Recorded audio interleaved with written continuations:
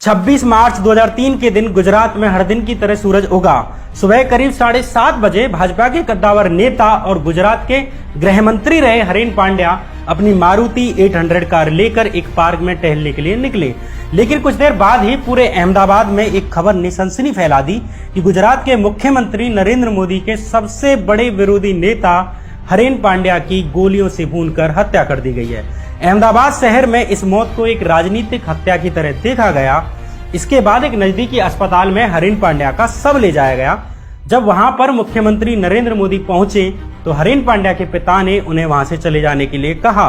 इसके बाद जब नरेंद्र मोदी हरेन पांड्या के शव पर श्रद्धांजलि देने के लिए गए तो हरेन पांड्या के बूढ़े पिता ने कहा कि आप यहां से चले जाइए, हमें आपकी सहानुभूति की जरूरत नहीं है।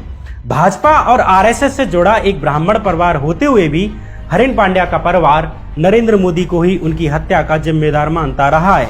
इसके कई कारण थे। चूंकि मोदी और हरेन पांड्या दोनों आरएसएस से आते थे और हरेन पांड्या पहले से ही गुजरात में गृह मंत्री थे, इसलिए वे आने वाले समय में गुजरात के मुख्यमंत्री पद के दावेदार हो सकते थे। मोदी शुरू से ही उन्हें अपने एक प्रतिद्वंदी की तरह देखते थे। जब नरेंद्र मोदी को पहली बार गुजरात का सीएम बनाया गया तो सबसे पहले उन्होंने हरेन पांड्या के ही पर कुतरे और उन्हें गृह मंत्री पद से हटाकर राजस्व मंत्री बना दिया। चूंकि सीएम बनने से पहले मोदी की कोई लोकप्रियता नहीं थी और मुख्यमंत्री बने रहने के लिए सबसे पहले उन्हें किसी विधानसभा सीट से जीतकर विधायक बनना था, इसलिए मोदी चाहते थे कि उन्हें अहमदाबाद की एलिस ब्रिज विधानसभा सीट मिल जाए और वो सीट थी जहां से भाजपा नेता हरेन पांड्या लगातार 3 बार से विधायक बनकर आ रहे थे।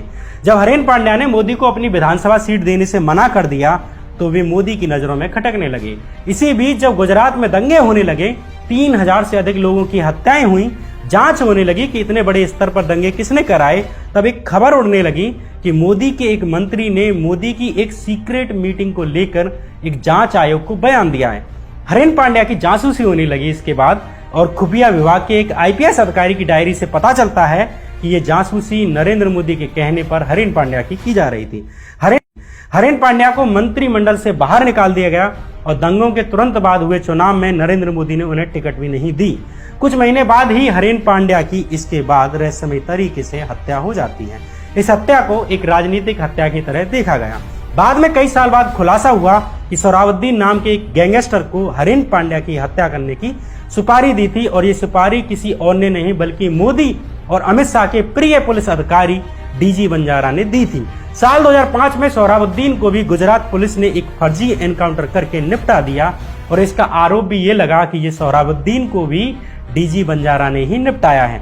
सोहराबुद्दीन ने जिस तुलसी प्रजापति को पैसे देकर हरेन पांड्या को मरवाया था, उस तुलसी प्रजापति को भी सोहराबुद्दीन के बाद अगले ही साल गुजरात पुलिस ने एनकाउंटर में निपटा दिया। और सबसे बड़ी बात कि सोहराबुद्दीन और तुलसी प्रजापति दोनों की हत्या के मामले की सुनवाई कर रहे थे सीबीआई के जज लोया, और साल 2014 में इस मामले की सुनवाई के दौरान ही जज लोया की भी रहस्यमय तरीके से मौत हो जाती है। ये ऐसी कड़ियां हैं जिन्हें जोड़ा जाए तो एक सीधी कड़ी बनती है जो साल 2002 से शुरू होकर साल 2014 तक जाती है।